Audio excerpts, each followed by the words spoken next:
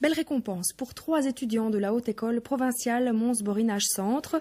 Des étudiants de 2e année en informatique ou marketing. Ils ont remporté hier soir un concours interscolaire d'audit de site web. C'était la 3e édition de ce programme imaginé par Technocité. Le concours a réuni plus de 160 étudiants issus de 4 écoles ou universités. Et hier soir, au Delta NO, ce sont donc 3 étudiants de Mons qui ont remporté le premier prix. Leur audit d'un site web d'entreprise a obtenu la note magistrale de 93,79%.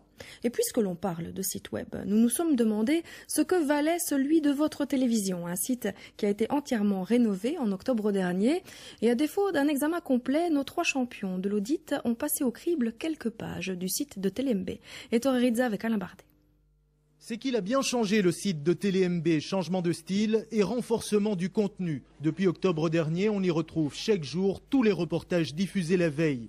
Mais un site internet, c'est d'abord une page d'accueil, accueillante si possible. Cet étudiant en marketing a disséqué la nôtre. La page d'accueil sur un site web, c'est ce qui est de plus important. Donc c'est la première visualisation du site. Donc il faut directement que l'utilisateur, l'internaute, puisse voir ce que c'est. Pour le cas de la télévision de Mons-Borinage, le grand logo, on sait directement que c'est de la télévision. On voit l'information en direct. On peut voir les différentes vidéos, donc on peut cliquer. Le plus important aussi sur un site, c'est la règle des 3 clics. C'est-à-dire ? Donc on peut accéder à l'information en un minimum de 3 clics. Si on en fait plus, l'utilisateur va se perdre et donc va lâcher le site. C'est le cas ici ? Ici non. Donc pour le site, en 3 clics, on a directement l'information, c'est parfait. Un bon point pour la page d'accueil, mais un site web se doit aussi d'être animé. L'animation, je dirais qu'elle est très bien au niveau du site, parce que votre site propose notamment un sondage, des concours, et ensuite, ce que je dirais qui est positif, c'est que la rédaction demande les réactions des internautes, c'est-à-dire qu'on sort d'une communication unilatérale et qu'on est dans le cadre d'une communication bilatérale. Ensuite, comme vous êtes un site d'information, c'est très bien, c'est que le site est mis à jour quotidiennement.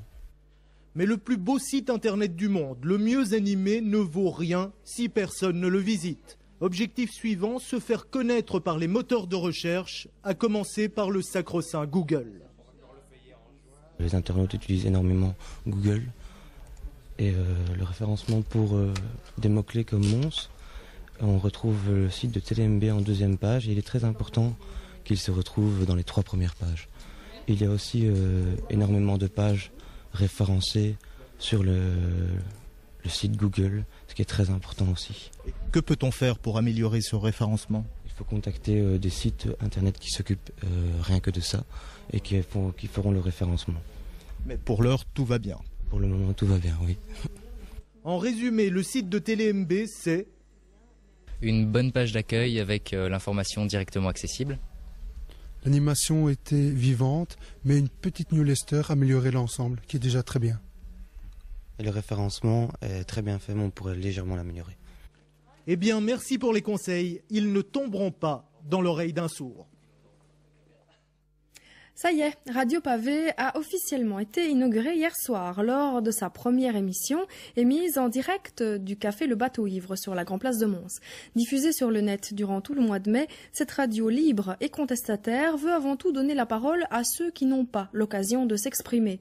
Faisant le lien entre mai 68 et mai 2008, l'émission revient durant 2 heures sur les combats d'hier et d'aujourd'hui. Géraldine Rutsart avec Philippe Arty. Un pavé dans la toile. Le pavé, celui de la contestation lancée aux autorités en mai 68. La toile, celle du réseau Internet qui transmet largement et instantanément l'information. Créée par le mouvement ouvrier chrétien, Radio Pavé veut avant tout donner la parole à ceux qui n'ont pas l'occasion de s'exprimer. Quiconque peut donc se rendre au Bateau Ivre entre 18 et 20 heures pour donner son avis.